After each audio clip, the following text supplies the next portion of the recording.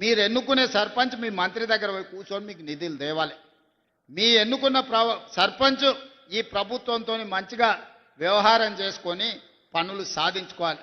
రోజు పంచాయతీ పెట్టుకొని వచ్చేటోడు వస్తే ఊరికి నష్టం జరుగుద్ది, వానికి ఏం పోదు, కానీ ఊరికి మాత్రం నష్టం జరుగుద్ది.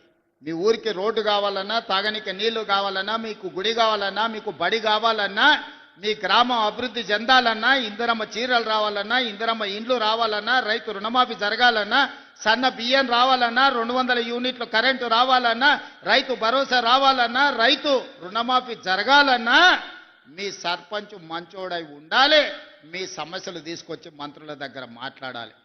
మరి ఇంత జిమ్మెదారి ఇచ్చేటప్పుడు మీరు మంచోనికి జిమ్మెదారి ఇయ్యండి అని నేను చెప్తున్నా. నా కోరిక ఒక్కటే, మంచోన్ని చూడండి, బాధ్యత అప్ప చెప్పండి.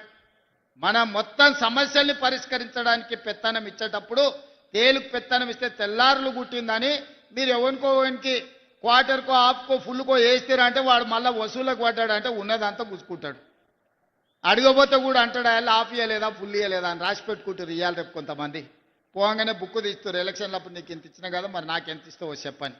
అట్లాంటి పరిస్థితి వరంగల్ జిల్లాలో రానియొద్దు. ఇది చైతన్యం గల గడ్డ. పోరాటం తెలిసిన పౌరుషం ఉన్న ప్రజలు మంచి ఆలోచన చెయ్యండి, మంచి వాళ్ళని సర్పంచులుగా ఎన్నుకోండి.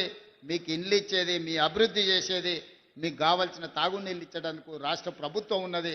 మీ పెండింగ్ ఉన్న సాగునీటి ప్రాజెక్టులను పూర్తి చేయడానికి ఈ ప్రభుత్వం ప్రయత్నం చేస్తుంది. మీకు ఎల్లవేళలా అండగా ఈ ప్రభుత్వం ఉంటుంది. ఏ విధంగా అయితే ఈనాడు మీరు ఆశీర్వదించడానికి వేలాదిగా తరలి వచ్చిండ్రో ఈ ఆశీర్వాదం ఎప్పటికీ ఇంట్లోనే ఉండాలి. మీరు అండగా నిలబడితే ఢిల్లీనైనా ఢీ కొడతా, ఢిల్లీ నుంచి అయినా నిధులు తీసుకొస్తా. అడగడానికి వెనకాడను, రాకపోతే కొట్లాడడానికి అసలే భయపడను.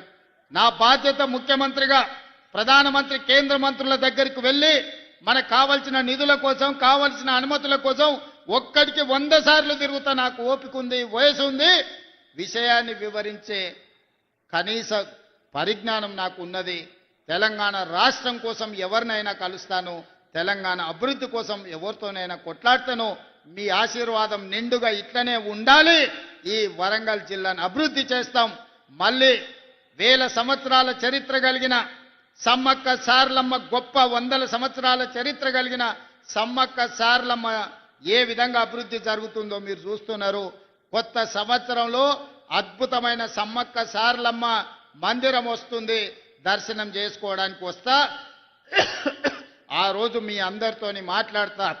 ఓపికగా ఇంతసేపు ఉండి అండగా నిలబడి మీ నాయకుడు మాధవరెడ్డి గారిని గొప్పగా మీ అభిమానంతో ముందుకు నడిపించండి.